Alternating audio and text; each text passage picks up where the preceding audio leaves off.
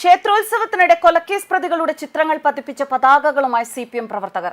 BJP പ്രവർത്തകൻ സൂരജിനെ കൊലപ്പെടുത്തിയ കേസിലെ പ്രതികളുടെ ചിത്രം പതിപ്പിച്ച പതാകയും കയ്യിലേന്തിയാണ് സിപിഎം പ്രവർത്തകർ ആഘോഷിച്ചത്. സംഭവത്തിന്റെ ചിത്രങ്ങളും വീഡിയോകളും ഇപ്പോൾ സമൂഹ മാധ്യമങ്ങളിൽ വ്യാപകമായി പ്രചരിക്കുകയാണ്. കുത്തുപറമ്പാണ് സംഭവം. കുത്തുപറമ്പ് കണ്ണൂർ റോഡിൽ കായലോടിന് സമീപത്തെ പറമ്പായി കുട്ടിച്ചാത്തൻ മഠം ക്ഷേത്രത്തിലെ ഉത്സവത്തിനിടെയാണ് ഈ സംഭവം. കലശഘോഷയാത്രയ്ക്കിടെ സിപിഎം പ്രവർത്തകർ കൊലക്കേസ് പ്രതികളുടെ ചിത്രം പതിപ്പിച്ച കൊടികളുമായി പ്രകടനം നടത്തുകയായിരുന്നു. പതാക വീശിയതിനൊപ്പം പ്രതികളെ പ്രകീർത്തിച്ചുകൊണ്ടുള്ള മുദ്രാവാക്യങ്ങൾ മുഴക്കുകയും ഇവർ ചെയ്തിരുന്നു എന്നാണ് വിവരങ്ങൾ. വാഴ്ത്തുപാട്ടുകളും ഇവർ പാടി. സംഭവത്തിൽ സിപിഎം പ്രവർത്തകർക്കെതിരെ രൂക്ഷമായ വിമർശനം ഉയരുകയാണ്. അടുത്തിടെയാണ് സൂരജ് കൊലക്കേസ് പ്രതികൾക്ക് കോടതി ശിക്ഷ വിധിച്ചത്. മുഖ്യമന്ത്രിയുടെ പ്രസ് സെക്രട്ടറി PM മനോജിന്റെ സഹോദരൻ മനോരാജ്, TV രജീഷ്, യോഗേഷ്, ഷംജിത്ത്, സജീവൻ, പ്രഭാകരൻ, പത്മനാഭൻ, രാധാകൃഷ്ണൻ എന്നിവരടക്കം 9 പേർക്കായിരുന്നു ശിക്ഷ വിധിച്ചത്. 2005-ലായിരുന്നു BJP പ്രവർത്തകനായ സൂരജിനെ പ്രതികൾ ചേർന്ന് വെട്ടിക്കൊലപ്പെടുത്തിയത്. CPM വിട്ട് BJPയിൽ ചേർന്നതിന്റെ പകയിലായിരുന്നു കൊലപാതകം. കേസിൽ പ്രതികൾക്ക് ജീവപര്യന്തവും പിഴയുമായിരുന്നു വിചാരണ കോടതി വിധിച്ചത്.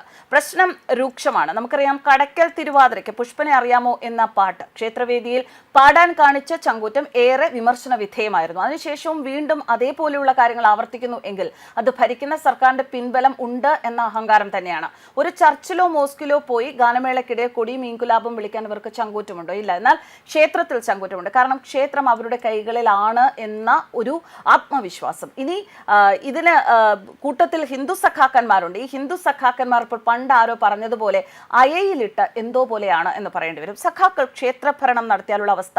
കടക്കൽ ഭദ്രകാളി ക്ഷേത്രത്തിലെ പ്രശസ്തമായ തിരുവാതിര മഹോത്സവത്തിന്റെ ഭാഗമായി നടത്തുന്ന കലാപരിപാടികളിലൂടെ വിശ്വാസികളെ പരിഹസിക്കുന്ന CPM നിലപാടിൽ വലിയ പ്രതിഷേധമാണ് ഉണ്ടായത്. DYFI നേതാവ് കൂടിയായ ഗായകൻ അലോഷിയുടെ ഗാനമേളയിലാണ് പുഷ്പനെ അറിയാമോ എന്ന പാട്ട് കടക്കൽ തിരുവാതിരയ്ക്ക് പാടി വേദിയിൽ അരിവാൾ ചുറ്റിക പതിച്ച ചെങ്കൊടി ഡിഫി പതാകയും ഒക്കെ ഉയർത്തിയത്. ഇപ്പോൾ ആ പതാകയിൽ കൊലക്കേസ് പ്രതികളുടെ ചിത്രങ്ങൾ വെച്ചിട്ടുള്ള ഒരു പ്രഹസനമാണ് നടന്നിരിക്കുന്നത്. എന്നാൽ കടക്കൽ DYFI സിന്ദാബാദ് എന്ന അലോഷി പാട്ടിനിടയിൽ ആവേശത്തോടെ പറയുന്നുണ്ടായിരുന്നു. ഇതേ ക്ഷേത്രാങ്കണത്തിൽ നിന്നാണ് രാഷ്ട്രീയ പരിപാടികൾക്ക് നൽകേണ്ടതില്ല, ക്ഷേത്രാങ്കണങ്ങൾ നൽകേണ്ടതില്ല എന്ന ഹൈക്കോടതി വിധിയെ തുടർന്ന് മുഖ്യമന്ത്രി പിണറായി വിജയൻ നവകേരള സദസ്സിന്റെ വേദി മാറ്റിയിരുന്നത്. കൊല്ലം ജില്ലയിലെ കിഴക്കൻ മേഖലയുടെ ഏറ്റവും വലിയ ക്ഷേത്രോത്സവമാണ് കടക്കൽ തിരുവാതിരയും നെടും കുതിരയെടുപ്പും. ദേവസ്വം ബോർഡിന്റെ അധീനതയിലുള്ള കടക്കൽ ദേവീക്ഷേത്രം കാലങ്ങളെ CPM നേതൃത്വം ഒരു പാർട്ടി സ്ഥാപനം പോലെ കൈവശം വെച്ചിരിക്കുകയാണ്. ഇവിടെയും CPM നേതൃത്വവുമായി ബന്ധമുള്ള ക്ഷേത്രമായിരിക്കാം കണ്ണൂരും ഇത്തരത്തിലൊരു പ്രഹസനത്തിന് അരങ്ങേറിയ ക്ഷേത്രാങ്കണം എന്ന് പറയുന്നത്. എന്തായാലും ഇത്തരത്തിൽ മറ്റു മതസ്ഥരെ, ഹിന്ദു മതസ്ഥരുടെ വേദികളിൽ മാത്രം കൊലക്കേസ് പ്രതികളുടെയും അതുപോലെ വിപ്ലവ ഗാനങ്ങൾ പാടാനുള്ള ആ ഒരു ആവേശവും ഒക്കെ കാണിക്കുന്ന ആ ഒരു ആറ്റിറ്റ്യൂഡിനെയാണ്, ആ ഒരു നിലപാടിനെയാണ് വിമർശിക്കേണ്ടത്. ഇത് എല്ലാ മതങ്ങളോടും ഇത്തരം നിലപാടുകൾ സ്വീകരിക്കാൻ സാധ്യമല്ല. ഹിന്ദുക്കളോട് എന്തും ആകാം എന്നുള്ള സഖാക്കന്മാരുടെ ആ ഒരു നിലപാടിന് മറ്റൊരു ഉദാഹരണം തന്നെയാണ് ഇത്.